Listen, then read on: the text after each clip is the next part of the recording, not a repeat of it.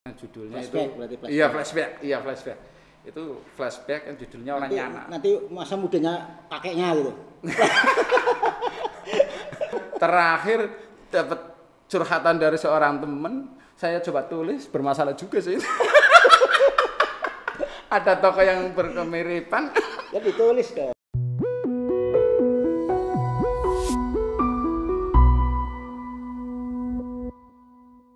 Assalamualaikum warahmatullahi wabarakatuh. Waalaikumsalam warahmatullahi wabarakatuh. Salam waskita, wawasan kita-kita. Siang ini Rumah Literasi Waskita kehadiran rekan saya yang super istimewa.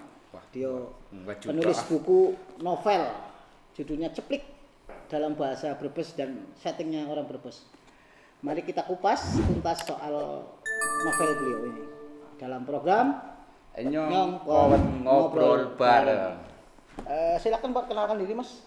Iya, nama saya Nanang Kosim, asli orang Pupuk, Kecamatan Manasari. Sekarang berdomisili di Pesantunan.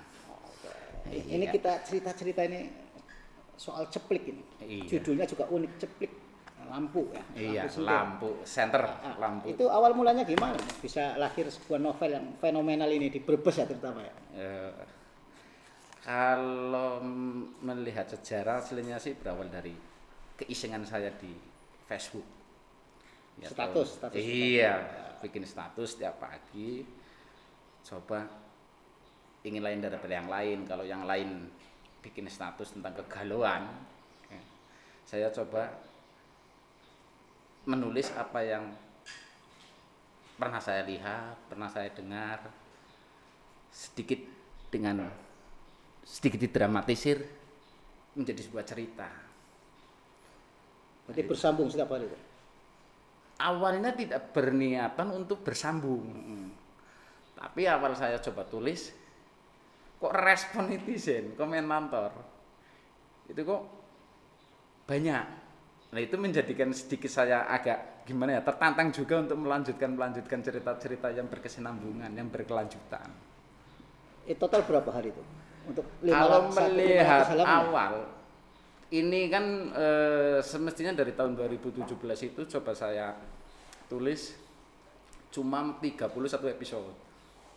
Nah, kemudian di tahun 2017 saya coba ulangi lagi, coba saya perpanjang dengan ada tokoh-tokoh baru, itu menjadi 48 episode selama 48 hari. 48 hari. Yang diposting setiap pagi itu, setiap pagi. Kemudian punya ide untuk dibukukan gitu. Itu masukan dari teman-teman, dari pembaca gitu. Dari pembaca, terutama dari Mas Imam Khomedi. Dia juga ikut mantengin terus setiap pagi. Walaupun kita nggak pernah ketemu, tapi komunikasi via komen untuk bertemu dan menyarankan untuk membukukan. Yang menarik ya, dalam 48 hari itu kan kontinuitas ya, itu kan kadang-kadang macet gitu, ide macet. Saya yang biasa nulis kan suka macet gitu. Lah Mas karena kan tidak punya latar belakang pendidikan nulis, tidak ikut pelatihan, itu. Otodidak ya? Otodidak. Itu gimana ngatasinnya? Setiap saya posting itu kan sebanyak 6 sampai 7 HPS. Ya, itu saya bagi dua. Malam saya garap, paginya saya lanjutin sambil jaga toko, jam 7 saya posting. Jadi saya bagi dua. Jadi ditulis di kertas dulu? Enggak, diketik aja.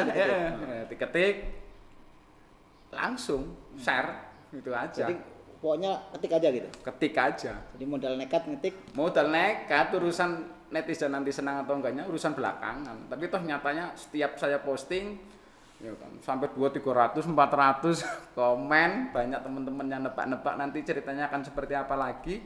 Nah, dengan adanya teman-teman yang nebak-nebak itu, saya semakin tertantang untuk mencoba tidak mengikuti alur dari teman-teman si komentator itu. Teka-teki gitu lah. Iya, teka-teki, sengaja saya lika-likukan. Tapi sebetulnya nulis dalam bahasa Indonesia, ini kan bahasa Brebes ya. Iya. Itu kan agak lebih sulit juga meskipun sehari-hari kita berbahasa Brebes, itu kalau ditulis dalam buku, dalam bahasa tulis kan agak susah.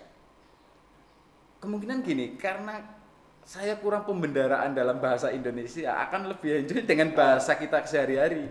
Walaupun di sini ada campuran, bisa dikatakan enggak vokalitas bahasa Brebes. Kalau nama-nama toko itu nama temennya sendiri apa ngarang lah? Oh, teman. Biasanya kan gitu temen.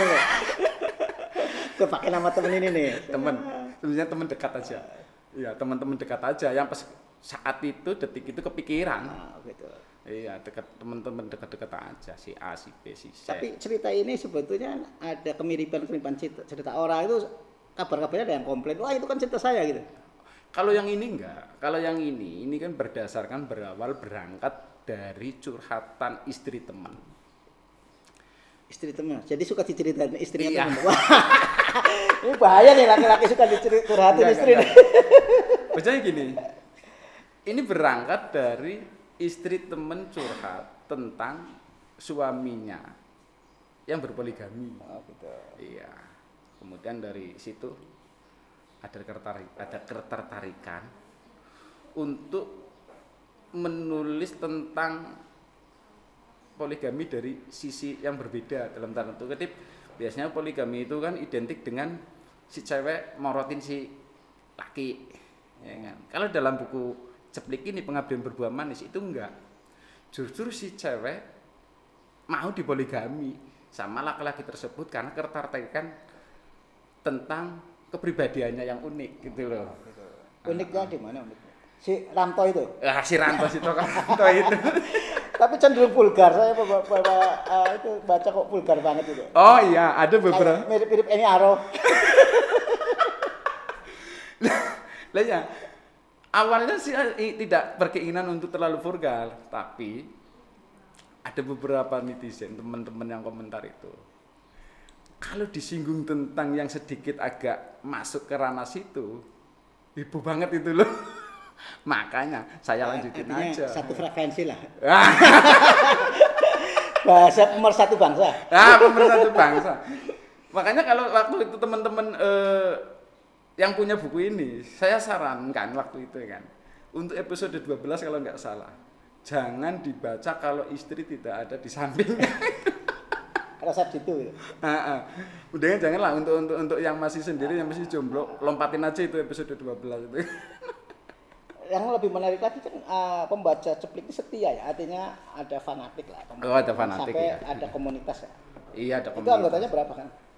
Kalau di anggota itu lebih dari 5.000 atau 7.000 ada ya. Yang aktif. Yang aktif karena ini kan lucu. Di Ceplik itu sendiri anggotanya banyak, yang aktif itu sebagian kecil aja.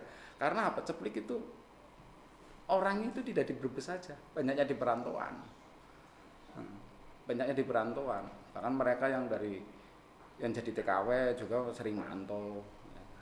Kan di luar kota, luar Jawa masih banyak sih. Ada kegiatan nggak apa Ceplik Desa ya? Oh iya, Ceplik dengan adanya komunitas Ceplik akhirnya terbentuk juga di grup Ceplik. Itu teman-teman ingin ada kegiatan bulanan. Nah, akhirnya tercetuslah kegiatan sosial Ceper Desa, Ceplik berbagi dengan sesama. Itu dilakukan setiap bulan, aktifnya sih setiap bulan di minggu kedua. Itu apa coba kita? Membagikan sembako di lingkungan anggota Ceplikers. Dananya dari anggota teman-teman Ceplik itu juga. Ya, pas ada kegiatan sosial, mereka ikut berpartisipasi. Bahkan Ceplik juga sendiri kan buka rekening dengan adanya itu kan, rekening transfer bisa langsung masuk ke rekening tersebut. Saya nggak pegang itu, hanya menarik lah ya. Tapi ada rencana membuat kelanjutannya nggak? Ya biar tetralogi atau trilogi lah. Ini kan baru satu ya. Yang dibuka kan satu. Tapi setelah ini ada lagi itu kelanjutan. Kalau ini kan di dalam buku cerita ini kan Ranto sudah besar. Nah, istilahnya dari SD sampai dewasa. Nah, kemudian saya melanjutkan lagi itu masa mudanya bapaknya Ranto yang judulnya flashback, itu flashback. Itu flashback yang judulnya Orang Nyana. Nanti masa mudanya kakeknya gitu. Iya, jadi flashback itu masa bayinya Ranto, masa remajanya Ranto, bapaknya Ranto. Jadi kesedihan yang dialami bapaknya Ranto di saat Ranto masih bayi, di situ tersurat tertulis. Di episode kedua. Udah aslinya sudah taran cuma belum dibukukan. Baru di Facebook. Yang saya di Facebook. Udah tamat malah waktu itu kan. Kapan rencana dibuka lagi? Ya tergantung dana nantinya kayak apa. Kan ini kan juga dana-dana dari komunitas sih. Patungan teman-teman kita tunggu bersama terbitnya Ceplik 2 ya. Iya, yang tentu lebih menarik ya. Iya. Ini rekan saya Mas Nanang ini luar biasa di sela-sela kesibukannya sebagai pedagang ya. Iya, obat pertanian masih menyempatkan menulis novel, menerbitkannya dan punya komunitas yang bisa dibina sampai sekarang ini. Ini ya, suatu yang luar biasa. Mudah-mudahan bisa ditiru. Ada pesan khusus buat pembaca?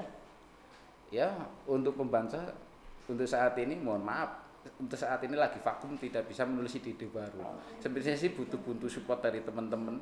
Apa belum ada istri teman yang curhat? Belum ada teman yang curhat lagi. Bahaya nih, jangan sembarang curhat bisa jadi buku. Ya, terakhir dapat curhatan dari seorang teman, saya coba tulis bermasalah juga sih. Ada tokoh yang berkemiripan. Ya ditulis dong. Ya ditulis. Nama kejadian hanya kebetulan belaka. Itu biasanya setiap saya nulis di awal tulisan itu ada tulisan semacam itu, tapi mungkin ada kemiripan. Apa GR aja ya? Kemungkinan GR-nya juga sih. Oke. Terima kasih Mas Nanang. Oke, sahabat Waskita, kita tunggu novel berikutnya Mas Nanang. Bagi yang ingin memiliki buku novel ini bisa hubungi Rumah Literasi Waskita.